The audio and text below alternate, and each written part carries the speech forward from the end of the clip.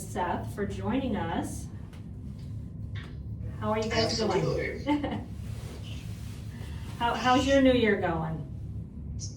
Very good. We all just got back from a trip to Mexico, where it was about 80 degrees every day, so now back in these single digits is not super fun for us, or anyone in the Midwest. Right. Good time to go to Mexico, though. Yeah, they got a little getaway, which I'm very happy about, because they work so hard all year round. Okay. And this is Ryan that we're talking to right now? This is Ryan. Yeah, we're both here, but this is Ryan, one of the co-founders of Nude Food. Okay. Why don't you give us a little rundown first about Nude Food and how you got started? We're about 8 years into the business. Best friends from high school. We're from Central Illinois. Found our way to Chicago over 20 years ago and kind of fell in love with the food scene and the culture, and we've been here ever since. Yeah. Wonderful. Yeah, they do everything from, and correct me if I'm wrong, I don't want to speak for you, everything from daily catering to high-end events to things like at the farm. And they go to other various farms in the area, a lot of them you know, and I'm sure the guys will tell you about that. Like Fair and Hall and Locavore Farm, now they're hitting the Woodlands. So, but there are resident chefs, there are babies, but these other farms. It's pretty close. I mean, the short of it is we came from other careers. I was a social worker, Seth was a musician, but we just always had a passion for cooking and entertaining, and our house or our apartment was always the place where people were. Family would always come, and we just were always cooking and entertaining. And as we got burnt out in our former careers, we just really were trying to create something that was passionate for us, but also could bring in some revenue. And so we came up with a clever name and kind of image back then, kind of selling the sex of, like healthy food can be cool, and you don't have to follow these crazy diets, just eat real food, hence shopping locally, support your local farmers market, and it kind of ran with that. And so it started off as private dinners.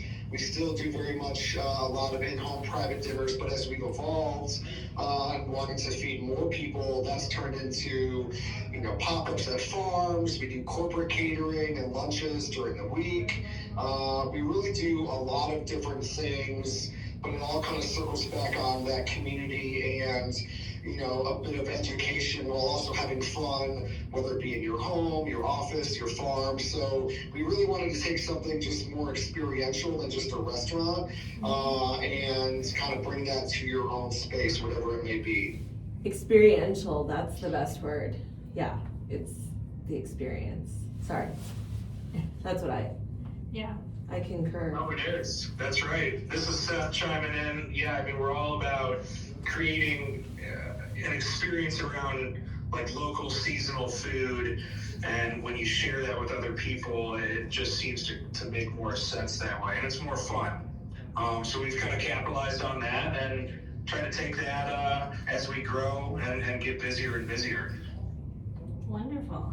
And I know where you source your ingredients from is very important, and the quality. So tell us where you're getting sourcing your ingredients from. Yeah, that's right. I'd say a majority of things that we source are from farms located within the Green City Market Farmers Market Network. So that is anything from fruit in Michigan to vegetables out by Rockford, Illinois, or in southern Wisconsin.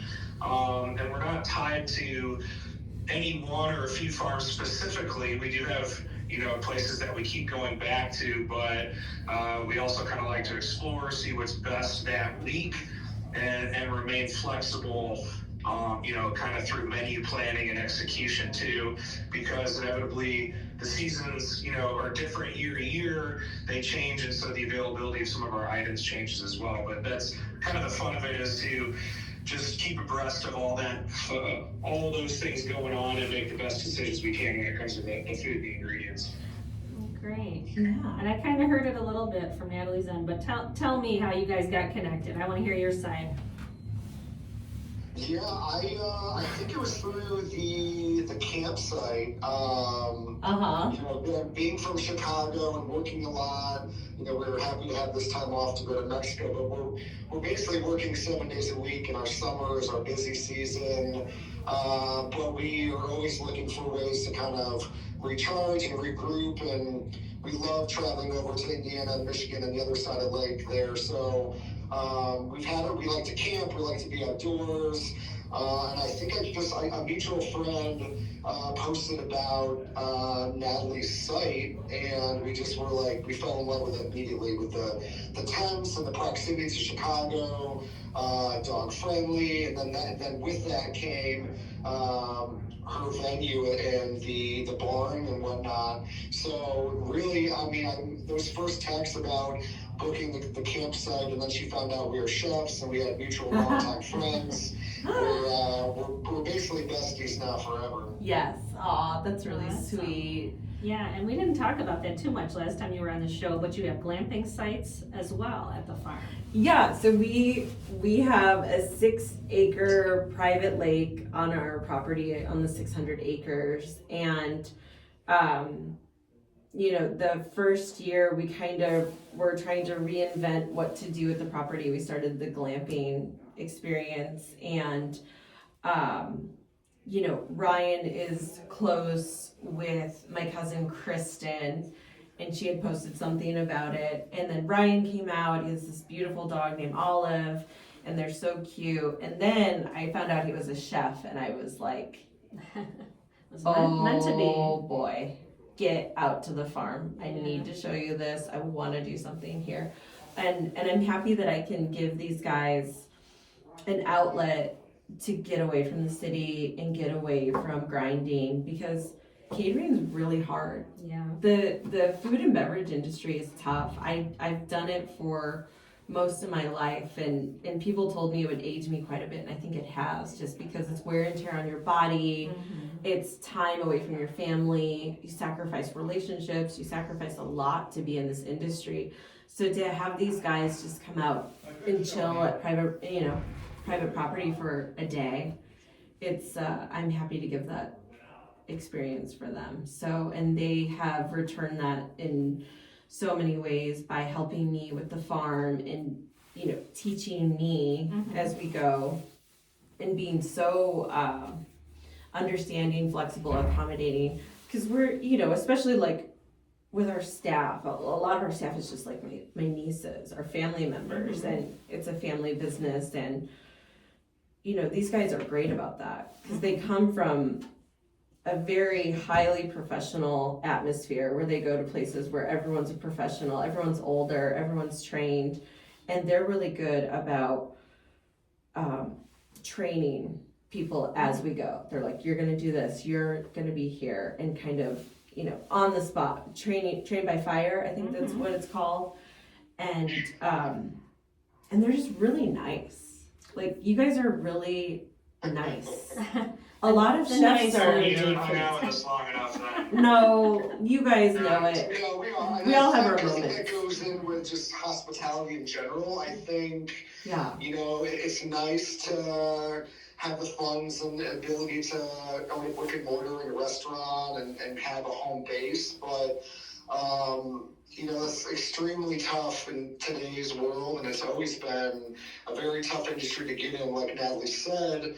But however, just, Seth and I's backgrounds, especially being outside of food, I think still taught us a lot of valuable lessons on how to treat people and how to entertain, and we really just kind of encompassed that. And so where the farm came in was just a perfect avenue for us to not only kind of display our creativity and our skills, but then also do that in a setting that really felt personal and fun to us, even though it wasn't our own space. And I think that attitude and that outlook that we take into all our events, whether it's a corporate event or someone's home, we really are like guests in your space, and we want you to feel like you can entertain and you can do what you need to do and be comfortable in your own home, while knowing that the chefs and the teams there are gonna take care of everything from setup to cleanup and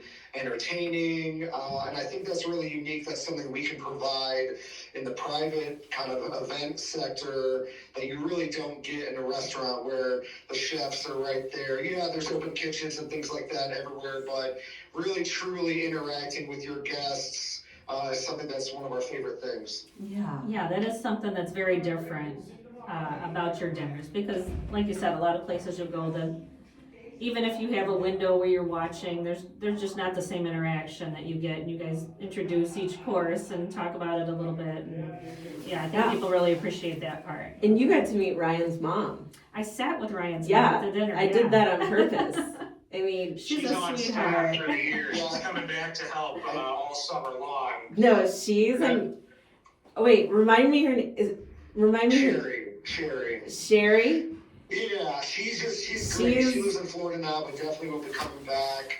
But I think, how you saw her interact and just jump right in, I think that's kind of telling to how I was raised, and Seth too, just always being a willing hand to help out and jump in wherever, whether it's for a dinner or setting up chairs.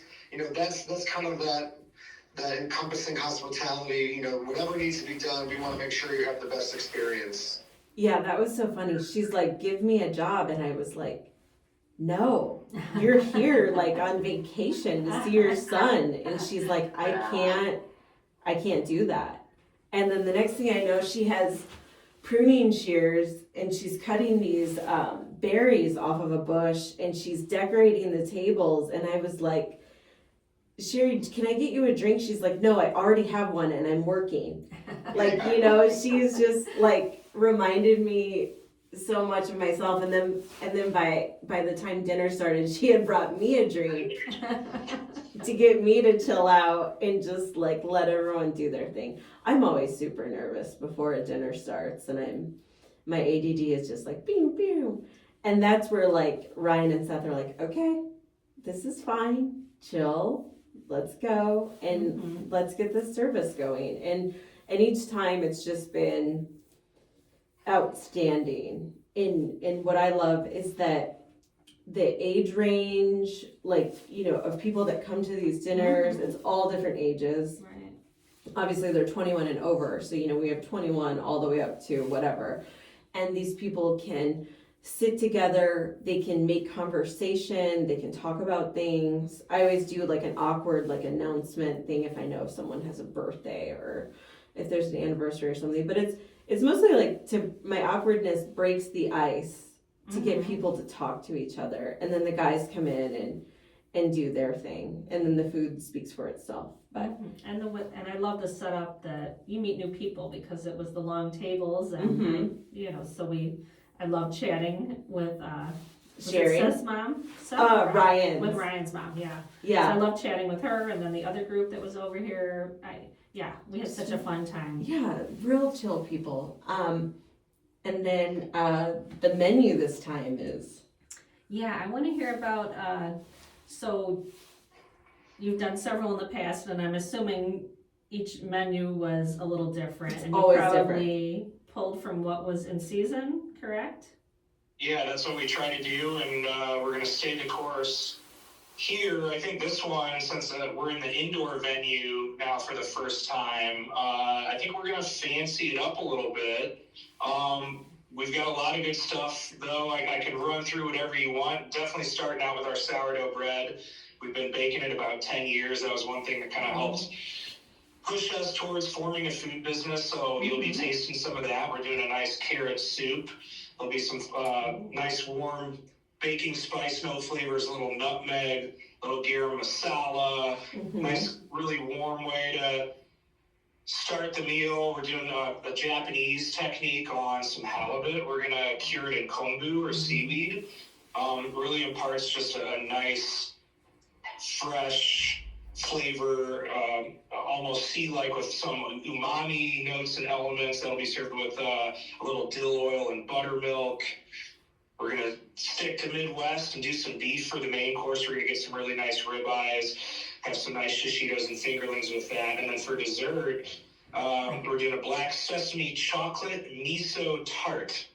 If you can say that all in one go, but that'll be served with the yuzu cream, so you'll get the warm elements of the chocolate and the sesame. There'll be a little umami elements with the miso.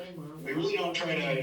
You're seeing some Japanese kind of elements and ingredients in this menu, but the fun for us is starting with Midwest produce and then kind of building flavors off of that. We're not tied to any specific cuisine. Like I said, this one, happens to lend a little more Japanese, but I wouldn't call it a Japanese style menu by any means. We're just kind of pulling some techniques and flavor profiles from there. But that's part of the fun of it. And that's going to be the menu, and it's going to be a lot of fun. That sounds amazing. Everything you were saying, I was over here making faces like, oh. Yeah, it's just so great. For the people out there who know and appreciate fine food and want access to it, this is it. Hearing a menu like that is, where else can you get food like that? Mm-hmm. I feel like, oftentimes everything's just a bit redundant, and people know what they want, but it's probably, they might be afraid of something because they just haven't tried it, and we want to give people an opportunity to try something different. So that's why these guys are exceptional at what they do, and just hearing that menu, I'd buy a ticket. No, for sure. For sure. And you said how many courses? 4 or 5? There's 5. Altogether? Yeah. There's 5 this time, yep. 5 Yeah, courses. well, yeah, and where can you go for a 5-course meal for that I price? mean, it's about providing this opportunity for people, and every time the guys come out, the menu, it's kind of like Christmas. Like, I can't wait to see it. I'm like, you guys send me the menu. I want to see the menu. We've got to tell people the menu, because that is what, that's what sells. Because look at this. Where else can you get food like that around here? Mm-hmm. Yeah, and that So- kind of experience, like you said, that's, Totally. yeah, you pretty much have to go to the city to get something comparable. Yeah, And you get it in this beautiful setting as well. Yeah. So I'm excited. And yeah, you go on. I feel like I would also like to know, tell me where your name came from, how you guys became Nude Dude Food. yes. Well, it's a double entendre of sorts. It starts with sourcing locally, sourcing seasonally. There's a nude element to the food where we're not using processed ingredients. We're cooking with love from scratch. But also we needed a creative way to set ourselves apart from the pack. And since Ryan and I didn't have professional culinary experience before this business, with some creative brainstorming sessions with friends, once we kind of came up with the name Nude Dude Food, the next thing to do was to sell it to the online community. So friends, almost jokingly at first, pushed us to take our shirts off, have our aprons, and basically that's how we posed for our first picture. Like, here we are, this is what we stand for, this is what we believe in food, and we like to have fun, and we like to provide a good experience, and that's really what Nude Dude Food was all about. And really, we couldn't have planned for the response. I mean, we were getting inquiries within a couple weeks, starting to do events almost right away, and within 9 months of that first Instagram post, it was busy enough to do a full career switch. So here we are 8 years later. We still do honor guest requests to occasionally take off our shirts. It's very PG. Our pants always stay on, but it is just a different and fun way to experience the food. That we still will do if guests want it. We also do a lot of things in full chef coats. Our corporate events, we're fully clothed, etc.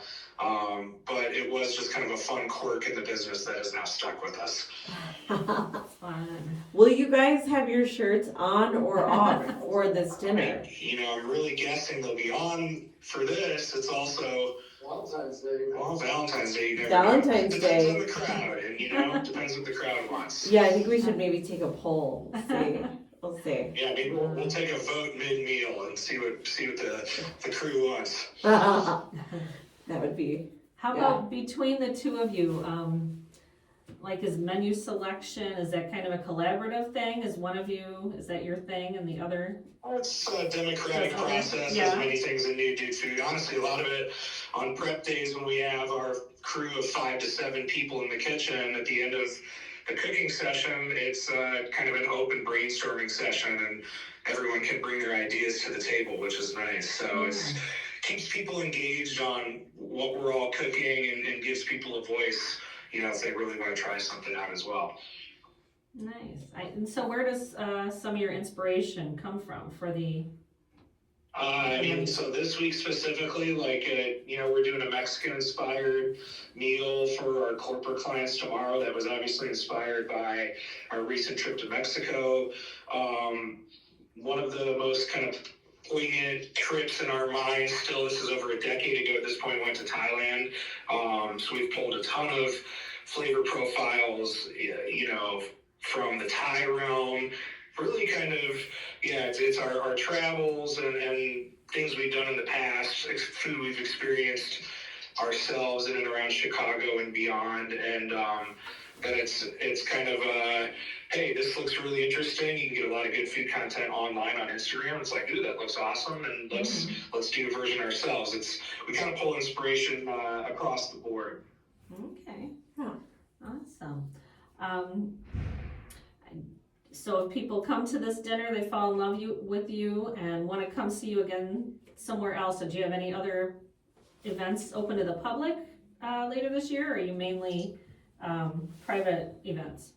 Mainly private at the moment. We're always looking for event spaces like Natalie's, whether it be there or in Chicago. We also have a pizza project that kind of came out of COVID, where we use our sourdough starter for a focaccia type pizza. So we do more pop-ups with that. So hold on for some announcements, hopefully in the next month or two. We have some big plans for that project this coming year. But again, most of our dinners are private in people's homes. But again, follow us. Our biggest kind of outlet is Instagram, and everything is at Nude Food. Our email is at Nude Food. Our website's Nude Food. So we're pretty easy to find. But yeah, this Valentine's menu is kind of the first open to the public event that we're hosting. So we're super pumped for it. Yeah. Awesome. Well, great. Thank you so much. Anything else you want to add that we haven't asked you about that's going on with you guys, or? I don't think so. Come hang out with us on Valentine's Day, get a good meal. We'll make sure the food is delicious and we provide a good service experience. Yeah. Well, wonderful. Thank you so much for joining us. I appreciate you guys taking time to talk to us and give us a little hint of what we'll find at the Valentine's dinner. Yeah, and I think Carrie's coming. I'm planning to. I'm hoping that Carrie and her husband are coming. They're VIP, so she'll get to experience the menu that you guys talked about. So we're excited. Yeah. Awesome. We can't wait to see you guys. Yeah. All right. Okay, you guys. Well, thank you so much, Thanks and so much. I'll be talking to you later. Great. Sounds good. Have a great day, everyone. You All too. right. Thanks. Bye.